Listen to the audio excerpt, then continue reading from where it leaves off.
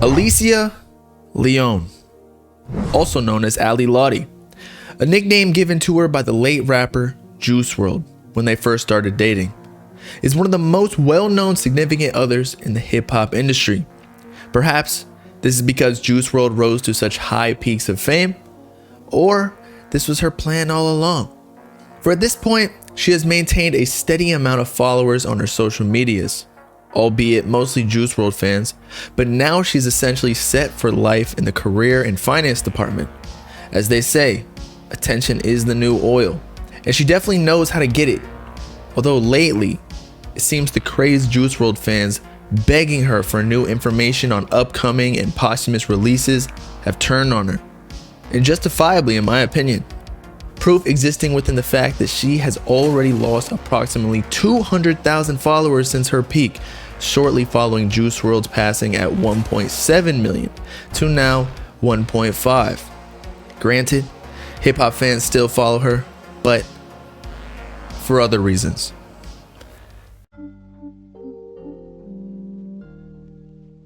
Ali Lotti was born on May 28th, 1993, which would make her 29 years old, rapidly approaching the big 30. She's half black from her dad's side that she does not associate with after he left her family early on, and half Puerto Rican from her mother, raised in South Jersey in the Philadelphia metropolitan area. In her teens, she moved to Alabama, where she attended the School of Arts at University of Alabama before dropping out to pursue fashion and modeling. Fortunately, I guess her aspirations actually worked out, in a way. But prior to meeting Juice WRLD, her story told a much darker past. For one, she danced for a few years to earn money while pursuing her dreams, and allegedly picked up a bit of a criminal history along the way. But who was Alicia Leone before she met Juice WRLD? And what other nicknames was she given by other rappers?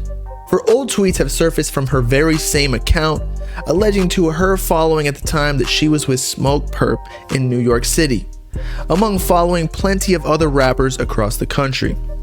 Such affections range from flying to Colorado for Offset and Trippie Redd, both of which became long-term collaborators and friends of Juice WRLD in the prime of his career, as well as whatever rapper she could get her hands on, it seems. And regardless of what she said in interviews, from a leaked video of her listening to one of Juice WRLD's first ever and biggest hit singles, she didn't even really like the song. And this is why I can't listen to the fucking radio. I need to stop fucking rappers. You have a small dick.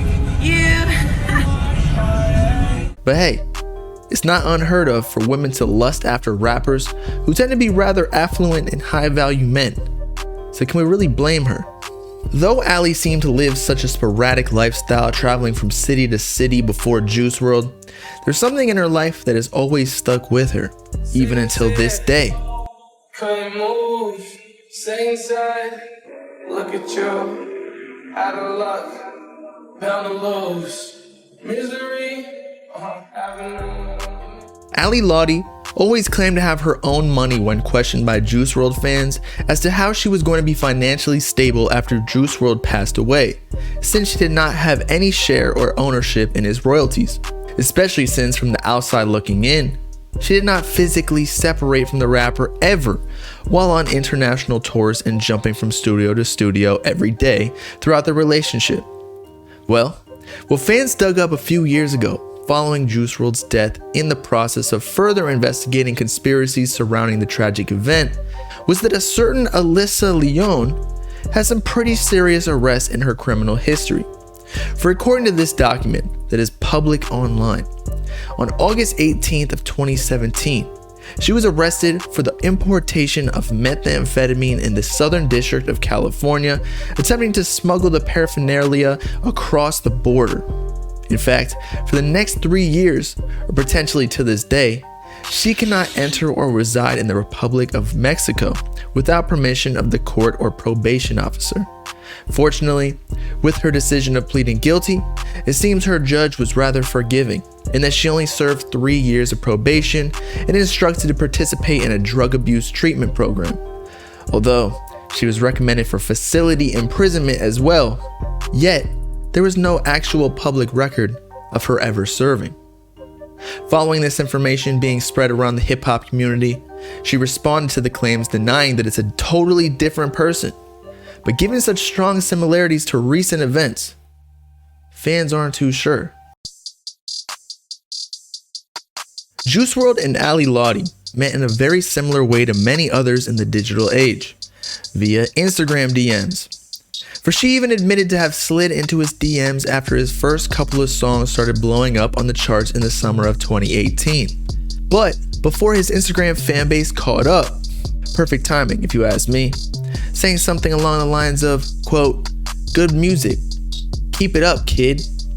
Mind you, she was 25 years old at the time.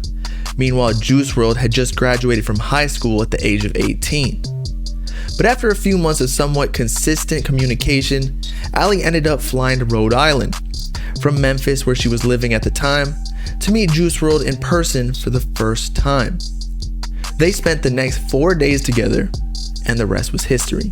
She packed her stuff up to go live with him in LA, and a few months later, in November of 2018, they publicized their newfound relationship on Instagram. But as I briefly mentioned a bit earlier, this whole relationship, or the two even meeting, seemed like the stars truly aligned. At least for Ali. For if you recall the past tweets wherein she was following rappers around the country to potentially run into them for her own personal motivations, they were all dated around the same time she met Juice WRLD, spanning from late 2017 with Smoke Perp and Trippie Redd, all the way to October of 2018 for Offset, right before her and Juice went public, I might add. But hey, at least the girl knows what she wants, right? Not to mention how Juice WRLD's mega hit, Lucid Dreams, that peaked at number 2 on Billboard and now surpassing 800 million views on his Lyrical Lemonade music video debut, also released within this time frame. His previous single from early on in the year, ironically titled All Girls Are the Same, was picking up steam as well, reaching number 41 on Billboard. What's even more obvious about her intentions, at least originally, was the previous video that we already watched, in which she was actually disgusted by Juice WRLD's music. Unsurprisingly, she wasn't even a fan of his music, at least at first. Juice WRLD wasn't the only recipient within her diabolical plans though, for Juice WRLD actually had a girlfriend when Ali first DM'd him, known as Starfire or Alexia, that he actually lived with during the first stages of his rise to fame. In fact, many of the love songs released and unreleased recorded in early to mid 2018 were about her, whereas Lucid Dreams was an ode to another ex-girlfriend before her, named Bella. Unfortunately, although expected from a rapidly rising young star, Juice WRLD's relationship with Ali overlapped a bit with Starfire. Then he actually admitted to cheating on her in a podcast to her dismay, claiming that she wasn't treating him well. Wow, all this was going on when I was with my ex. She's gonna find out I cheated. Oh no, I want this to come out. Okay. It's all in the past. It's all in the past. To which she then responded in a now deleted video on YouTube attempting to expose all of his ill doings. Because of this occurrence, a rather large rift within the Juice WRLD fanbase had been created in which fans picked sides as to who was the better girlfriend. Obviously, Starfire also had much contempt towards Ali given the scandal, amplifying the feud to the point where they exchanged words via private and public social media messages a few times. One aspect of the situation that has never sat well with the fanbase though was the age difference, in that, albeit fully legal in all states, a grown woman of 25 years old essentially coaxed a still developing young man fresh out of high school into a relationship right when he came into a large sum of money. An accusation that has only been strengthened by leaked text messages from her phone by a hacker, texting 17-year-old Lil Pump in 2018 prior to her relationship with Juice WRLD, telling him that she was coming over later that day. Regardless, the two were inseparable basically upon first meeting. But why exactly? Aside from the obvious.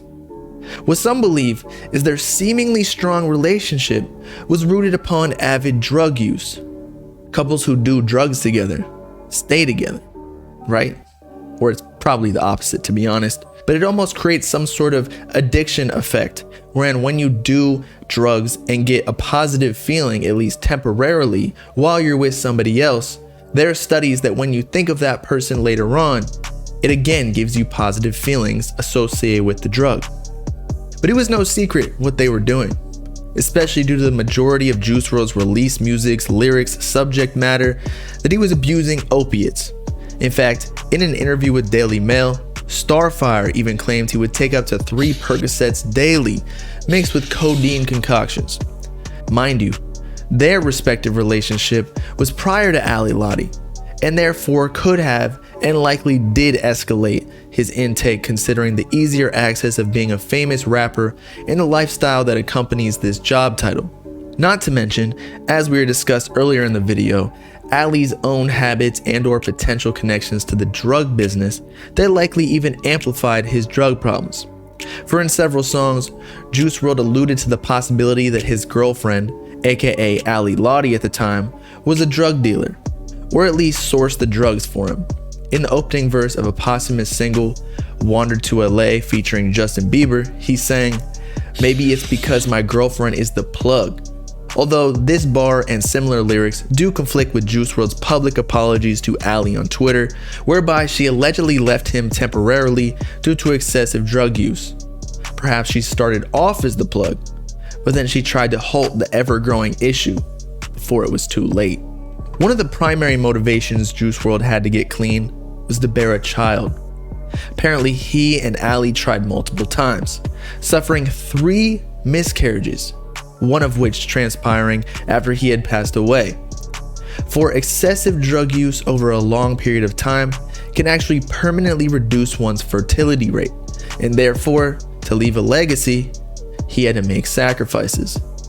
Ali even mentioned in an IG live that he was actually planning to get treatment right before he passed away after all his international tour stops that he just flew back to the States from. I literally, the 8th he passed away, I had him appointment for him on the 21st to go ahead and get his blood changed and to go ahead and start detoxing. And I told him that we'll do it together and I'll be right there with him. And because he wanted a kid and he wanted a kid so bad. And I was going to the doctors for a couple months. I didn't let him, he wanted to have a kid literally when we first started talking. And I was like, no, you need to wait. You need to I have dogs. Let's see if you can take care of dogs before you get me fucking pregnant, because I'm 26. I've been waiting. I'm good. I'm good. Unless you show me you're going to be the best dad in the world, I don't want, go ahead, go in there. I don't want to have a kid. But I didn't have a dad. I want to make sure my child has a good dad. Unfortunately, again, these plans didn't come to full fruition.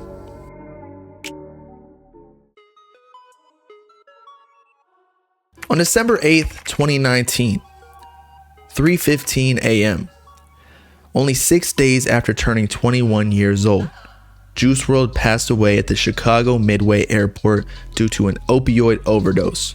Federal and Chicago agents waited for his private jet's arrival from Los Angeles after the pilot called in to notify that his passengers may have contraband on the plane.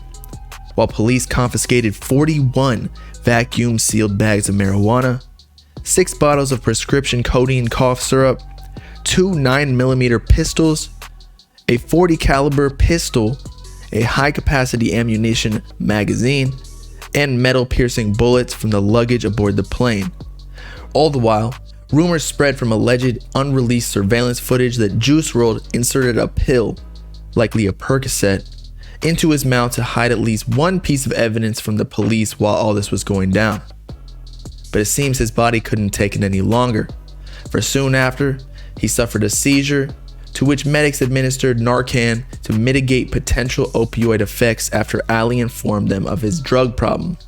Surprisingly, only 2 misdemeanor offenses persisted, those being Juice WRLD's 2 bodyguards receiving charges for illegally possessing firearms and ammunition. But what happened to the rest of the rather copious amounts of paraphernalia and their respective charges? Someone had to be blamed, right?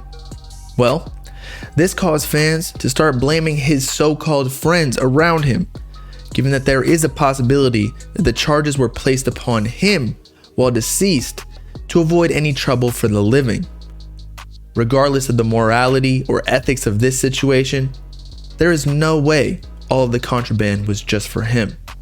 It has been well over 3 years since Juice WRLD passed away, and his legacy still intact, potentially stronger than when he was alive, as many rappers unfortunately are not appreciated fully until they are gone. But I wouldn't say Ali Lotti has helped at all in this matter, rather quite the opposite, for it's no secret that she has been involved in a myriad of controversies since his death. But can you really blame her? Packing up a suitcase from her house in Memphis to essentially never come back for a little over a year, meanwhile riding the astronomical highs of one of the most successful hip-hop artists ever, considering how short of a time frame he was actually signed to a record label, but also accompanying the disastrous lows of the excessive drug use and addiction that ultimately led to Juice WRLD's demise. Not to mention the fact that shortly before he passed, the couple had become engaged, but without legal title of his wife, she was left with nothing from his estate. That means no percentage royalties from any of the past or future music releases, ranging to possibly hundreds or even thousands of songs given his known habits for recording multiple songs per day. And because of this, some believe with the rampant Juice WRLD unreleased music black market, accumulating at this point in time over millions of dollars to sellers, that she was a frequent supplier. That would be one easy way to sustain the lavish lifestyle, since many Juice WRLD leaked bundles sell for upwards of tens of thousands of dollars in relatively untraceable currencies, let's say. Although, there is sufficient evidence that her devices have also been hacked a few times by notorious leakers within the community. Up until this point though, most fans still give her the benefit of the doubt given the circumstances. Why kick someone while they're down? However, her more recent behavior has been deemed rather inexcusable by even the wider hip-hop community. It all began a little over a year ago.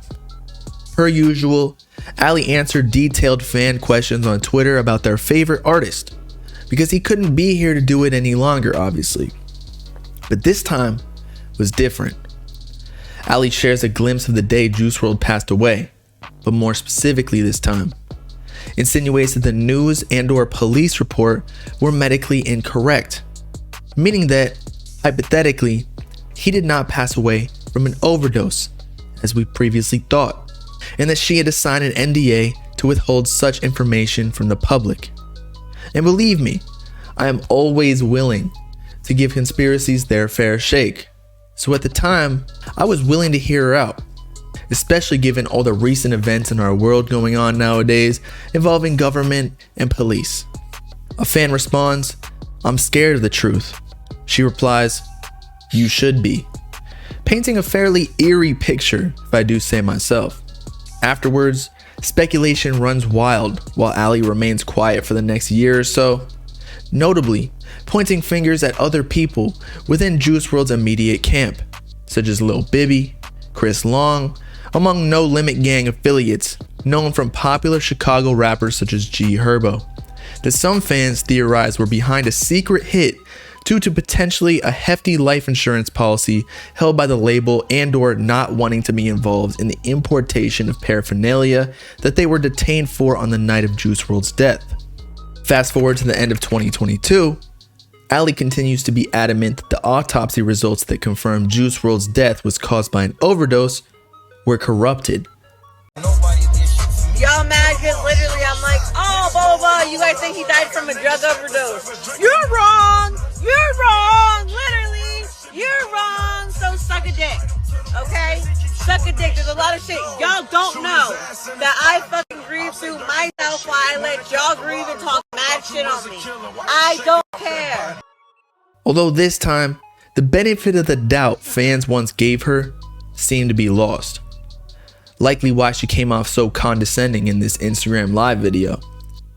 Perhaps she knows something we don't though, being at the scene of the crime and all. Or, in more likelihood, she has resumed the very same dark habits from her relationship with Juice WRLD of relentless drug use. For one on drugs never believes the drugs to be the problem. Or perhaps, this belief is a coping mechanism to relieve herself from any blame in Juice WRLD's death by participating and potentially encouraging such behavior that ended his life. At this point, it is quite apparent that Ali Lotti has stopped trying to appease Juice WRLD's fan base. And honestly, this is probably for the better, regardless of the past controversies. But because of her rather attractive female stature, in combination with a large following, leaves a wide open financial opportunity. OnlyFans, where she originally planned on sharing exclusive Juice WRLD content. Easy money if you ask me. However, potentially due to the unethical nature of exploiting posthumous content for money, later on I guess she decided to post typical lewd content as many of the other girls do, advertised heavily by similar photos posted on her Instagram. And we mustn't forget the blatant pump and dump crypto schemes she promoted utilizing the same audience gained off the back of her ex-fiancé, such as the one and only Boost Coin, all with the help of her new alleged boyfriend and brand partnership manager Carter Jameson, who somehow actually seemed to be well connected in the clout and music industry, boasting pictures with a handful of rappers and internet celebrities like Kodak Black, Lil Durk, Chief Keef, Steve Will Do It, and last but not least, Ali Lotti, all at the age of 19, coincidentally around the same age she met Juice WRLD, who he also seemed to be a fan of, flaunting the Rolex watch Juice gave Ali while they were still together while playing his music on his Instagram story. Obviously, fans did not take this very lightly and began investigating into the depths of his life and social media as well. On his websites, he declares himself to be a 19-year-old serial entrepreneur, founder and CEO of Gateway Digital Marketing Agency. But in plain English, he basically runs celebrity partner and follower giveaways, wherein businesses and aspiring influencers essentially pay for inactive followers that enter the lottery to win an expensive prize. Fans also attempted to expose a network of Twitter accounts that he owned, by which he allegedly promoted crypto scams and other pump and dump schemes with multiple profiles to increase its social proof. If there's one lesson we've learned throughout the information in this video, it's to never mess with Juice WRLD fans. Which leads us to our full circle moment, and that only a couple weeks ago from the time of this recording, Ali Lotti and her new boy toy were arrested on a series of drug and theft charges. Only Ali Lotti faced the brunt of allegations, including none other than possession of methamphetamine or cocaine purposed to deliver, in addition to drug paraphernalia. Oddly similar to the Alyssa Leon sentencing we reviewed earlier. Both she and Carter shared the final theft of property charges that Carter claimed was an accident blown out of proportion for unknowingly walking out of a Walmart with a $62 mirror they didn't scan. And like he said, it didn't turn out to be that big of a deal, for Carter was released from jail soon after, and Ali the next morning after paying off her $2,500 bond. She was also lucky enough to come home to a brand new 2023 Mercedes-Benz GT shared on her Instagram story. She really knows how to lock down rich men. And now, I believe Ali is ready to depart from the toxic climate of social media. Aren't we all? For it's quite obvious she doesn't even want to run her own Instagram account anymore due to the countless engagement farm comments her profile posts on virtually every large hip hop and pop culture post. a strategy many OnlyFans girls employ with managers and admins to drive more traffic to their profile to entice men with sexy pictures and therefore their link in bio for the OnlyFans subscription. Passive income if I've ever seen it. So I can't even really hate. I might do the same if my story had been this exhausting.